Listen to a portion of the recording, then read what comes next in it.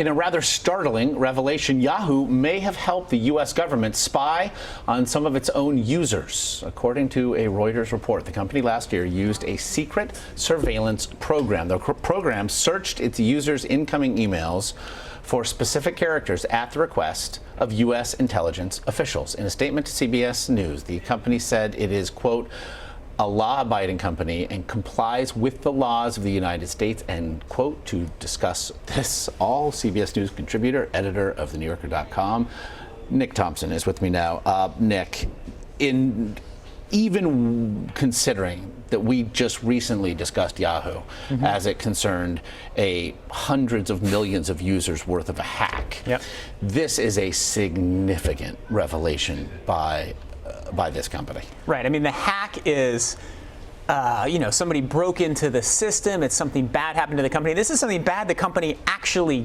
did, right? This was active neglect of their users' rights, at least as the facts have been presented to us now. And again, we don't have all. We just have what we have from Reuters.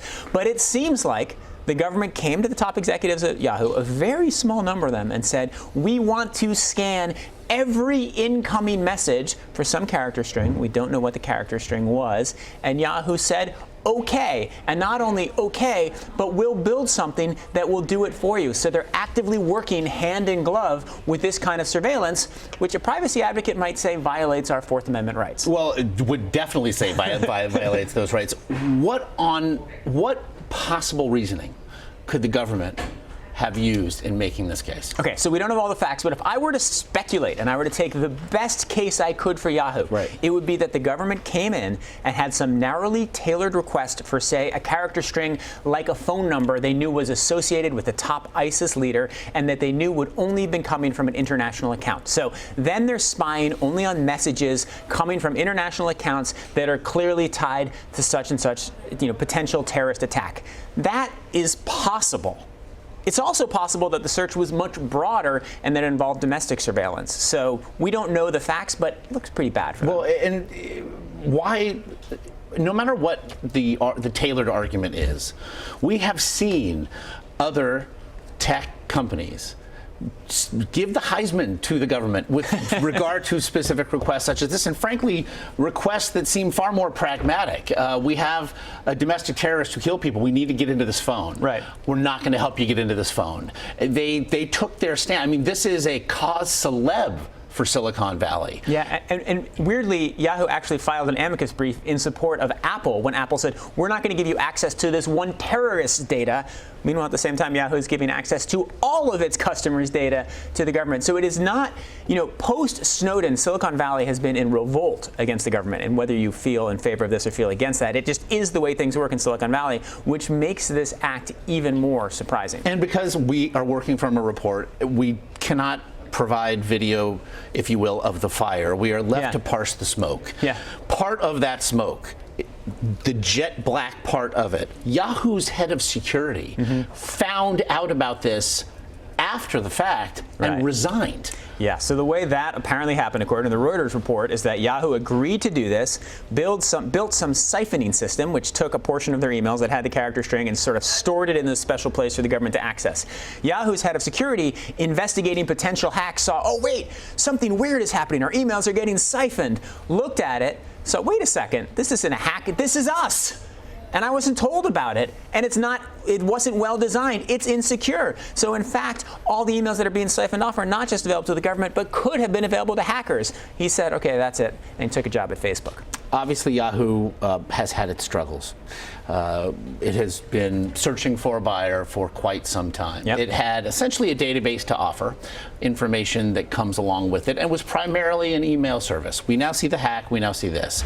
If I'm looking to use email, I am certainly never using Yahoo. But Verizon is now on the hook for many, many dollars. Could this impact the sale? Well, I don't know. Verizon just paid almost $5 billion, $4.8 billion for Yahoo. They're buying a lot of things. They're buying the customer base. They're buying the real estate, which is worth hundreds of millions of dollars. So I don't know how Verizon values the different assets. What is clear is that Yahoo is a less valuable company now than it was a couple of weeks ago because of the user mistrust it's sown, because of the negative publicity, because of the number of people who are going to delete their email accounts and stop using Yahoo. You don't recover from that. I mean, this is something from which you do not recover. Well, you're being spied on by the company that you're asking, that's asking you to trust it. It is the fundamental transaction here. I'll provide you an email account and it'll be safe. But who are Yahoo's customers? Yahoo's customers are not always the people who are most concerned about surveillance. Yahoo's customers tend to be a little bit older. They should be now, right? They should be now. Yeah, but there's a trade-off, right? There are a lot of people who feel like, look, I'm willing to give up a little security, I'm willing to give up a little privacy for the sake of hunting terrorists, right? And that is a legitimate argument to make, and there are different gradations of it, and it's an argument that I presented during the Apple encryption fight. Right, but then you should make it during an encryption fight. You should make it before you do it. But my point is that Yahoo's customers in general are more likely to side with, okay, we're willing to trust that the U.S. government did the right thing, than with people in Silicon Valley who are sort of come out of the counterculture. We don't trust the government. We need to make sure we protect our users at all costs. So will this be damaging to Yahoo? Absolutely. Is every Yahoo user going to delete their account tomorrow? Absolutely no way. All right. So it is damaging. I don't know if it's devastating. But on the Verizon question, I guarantee you there are lawyers at Verizon looking at the contract right now saying, wait a second. And either let's get rid of this transaction, or maybe we don't have to pay quite so much because maybe there's like a clawback provision. Maybe it's not 4.8 anymore. Maybe it's 4.1. Yeah, maybe it's 3.8. Right? We have to monetize. If I worked at Verizon, I would be on the phone with the legal department right now. It's a bad look. You're never a bad look, but this bad look. Nick Thompson, as always. Thank you so much.